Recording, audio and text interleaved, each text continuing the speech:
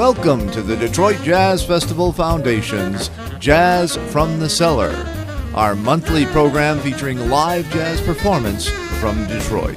This episode is generously supported by Focused on What Matters, MGM Grand Detroit, and Digital Planet, IT consultants for the Detroit Jazz Festival Foundation.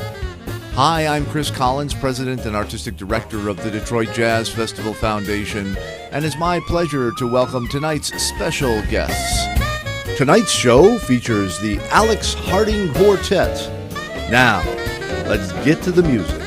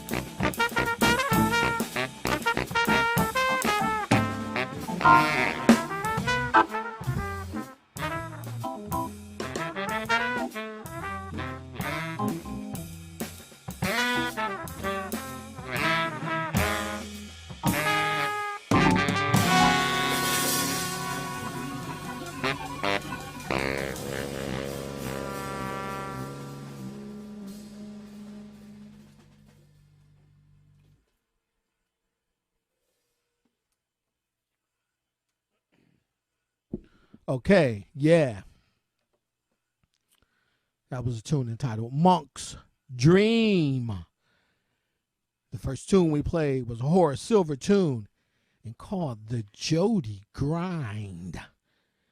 We have with us today Mr. Jallo Jacate on the drum set.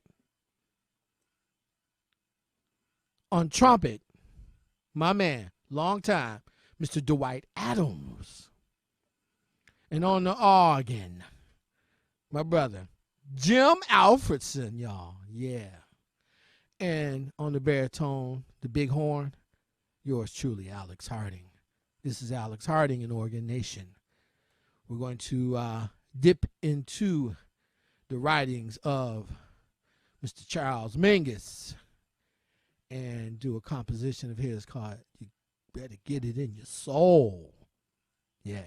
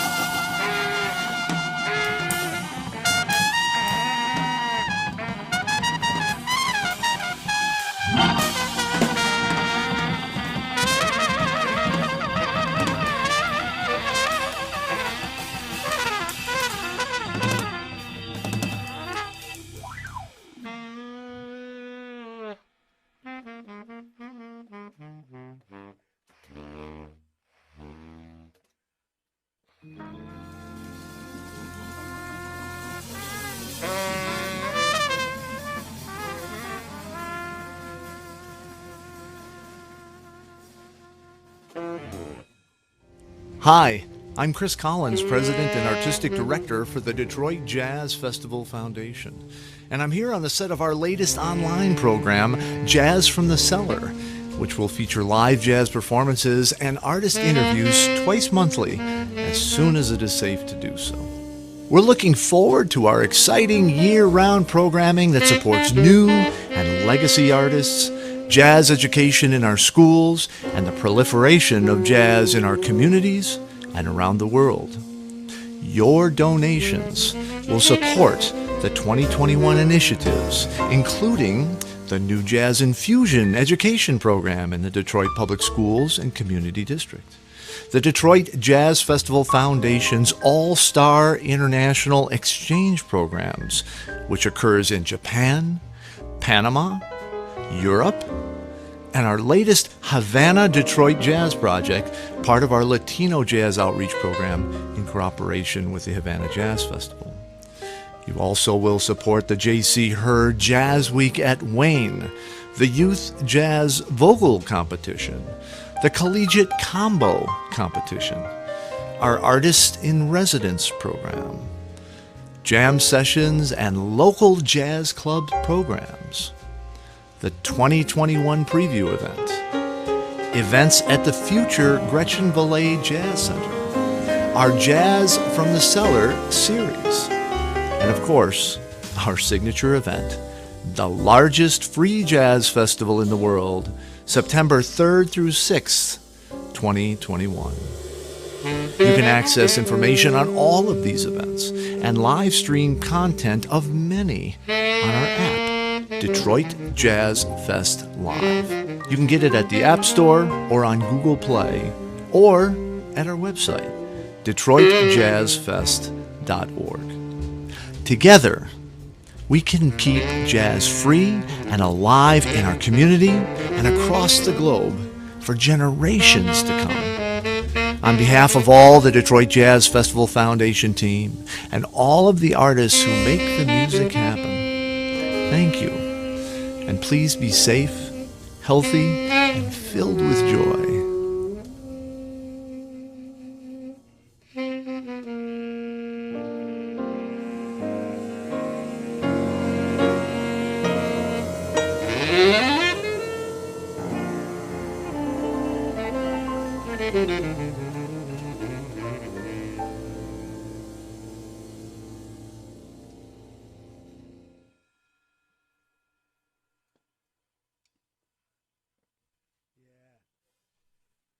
Angus, getting it in your soul. We're going to give you some contrasts. We're going to give you something beautiful here. Wonderful tune, beautiful ballad entitled, You Don't Know What Love Is.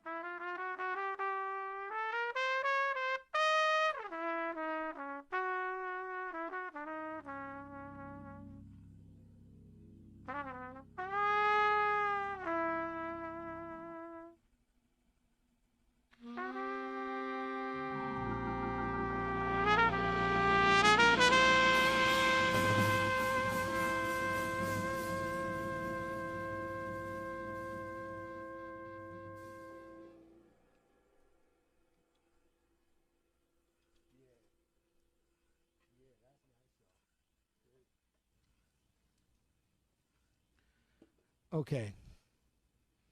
We have one more for you. Once again, give it up for Mr. Jallo Jacate on the drum set. Yes, Brother Jallo. On trumpet, Mr. Dwight Adams. Yes, yes, yes. On the organ, Mr. Jim Alfredson. Yes, I hear you. I hear you clapping. I hear you. Yes. And yours truly on the baritone, the big horn, Alex Harding. Thank you so much. Tell me, you know, I know everybody here. These are all seasoned cats. We've all been around town a long time.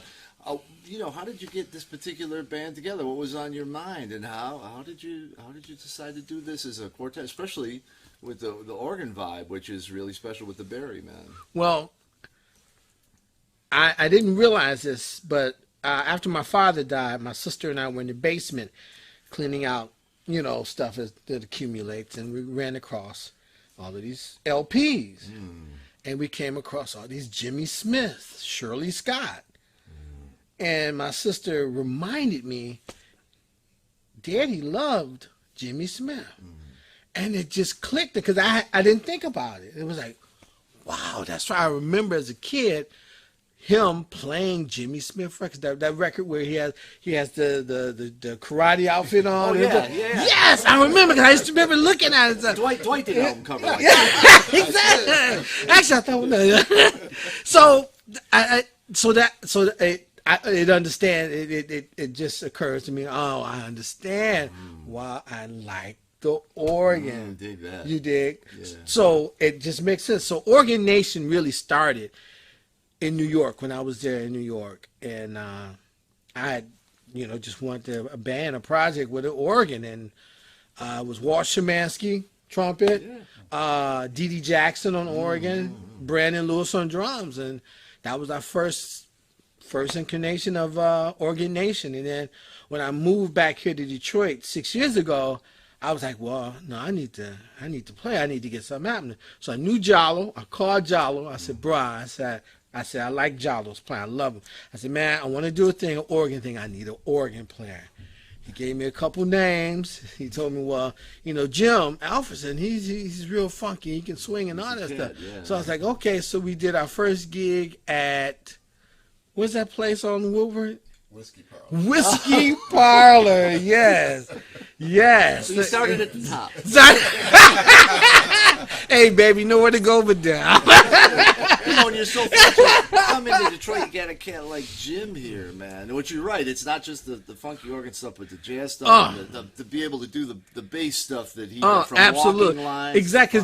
Jallo knew what I was talking about, because he was like, yeah, you got to do this cat and this cat, but Jim, he's got that funk and he does the swing stuff also. So I was like, let me call him. So I'm always glad to do something and have him, have him in the band. And Mr. Dwight Adams here, me and him go way back to the 80s. Oh, yeah. I believe Reagan was still president. Oy vey, so Jim, you play in so many different situations. You lead your own projects as well, and they're very special. But this kind of a vibe with a couple of horn players, and not just a couple of horn players, with big voices. I mean, these cats, they take over the bandstand when they play. It's a real deal. What is your, from a organ player's perspective, what are your favorite environments to bring your voice to? I really like this because it's very freeing, because there's no other chordal instrument. Yeah. Not that I don't, I love playing with guitar players, I love playing with vibes players, other chordal instruments, but this is different from everything else I do, because it's like I can really explore the different harmonies within the chords, and even change things, and there's no clashing, because I'm playing bass and I'm playing chords, so I can go where I want to go. You got it. And it's really freeing that way, and Alex is totally open to. I love it, brother. Let me do what I want to do. So. Well, and that's the thing for a lot of patrons out there, a lot of audience members. There's it's general knowledge. There's this common underlying harmonic structure to all these tunes that we all know, and yet a big part of the jazz language is how that's manipulated rhythmically and harmonically to decide you're going to play a G7 like this, or you're going to play a G7 like that, because of what the cats are playing and the back and forth that can create it. Also, I have to say, listening to tonight's set, I always enjoy when there is a single chord player, because there can be cats can be a little lighter on their feet. There's a little more direct interaction, and I can hear the shift a little bit more immediately, because it's like Dwight's playing, and you lay this down, and it's right there. It is what it is, man. And of course, the clarity you have to create between what you're choosing on the organ itself, and then the accompanying bass line, how you have to alter your feet, which I wish we had a close up on your feet, man, because it's like a juggling act in itself right there. Very, very cool, very cool. So, Alex, what do you got coming up, man? This is going to be shown in third week of January. Next week, Tuesday, although they won't see it, but anyway, but we'll be at Blue Llama next Tuesday, and we're just I'm planning, and then we'll be at Cliff Bell's on the 16th. All right. Of January. So January. The clubs around town. January. Yeah. No. Any recording in the future, you think? Yes. Yes, we've done some in the past, but this is my determination, is we will record and put it out. We don't have a project out, and it's just like, so this is my determination to get that done. Mm-hmm. Get her done. Yeah. I have to say that we're all I don't want to say getting up there, but we're all old enough. It's funny when you talk about a recording project when you're young. It's like you jump in and you do it, and you don't have no care about right. But when you're older, you know exactly how long that road is. Oh man. Yeah, brother. So you have to know that you've got the time and the space to do it. Very, very cognizant of it. Yeah. You dig? It's like, okay, no, now this has to be now done. You do it. Yeah. So and Dwight, I mean, you play with a lot of different cats, and as Alex and I have talked about before, the baritone sax tradition as a solo instrument is so important to this city for a number of reasons, and it's something that just because of the nature of the bigness of the instrument, and it's often used in harmony ways and in a section, right? So there aren't as many jazz soloists on baritone, so you probably don't work with as many. But as a trumpet flugelhorn player, when you do work with a baritone as opposed to alto or tenor kind of combination, do you have any things that you approach it with, or things that you've come to realize working with cats like Alex? Well, the first time I ever worked in that combination, that configuration, was with you, the baritone and the trumpet. And I really like the sound sonically that it gives off. You know what I mean? And I always wanted to do some more of that.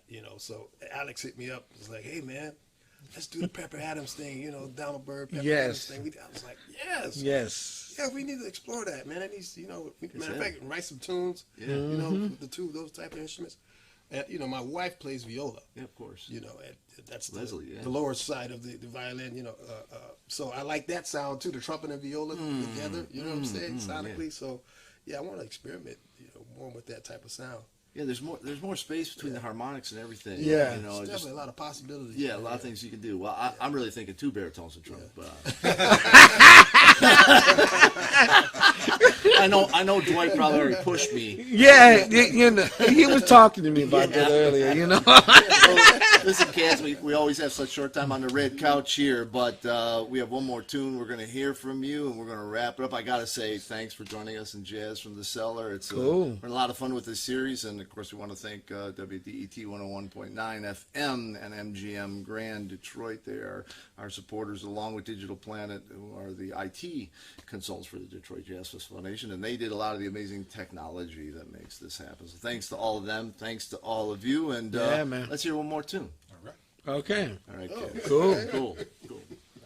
We got one more for you guys.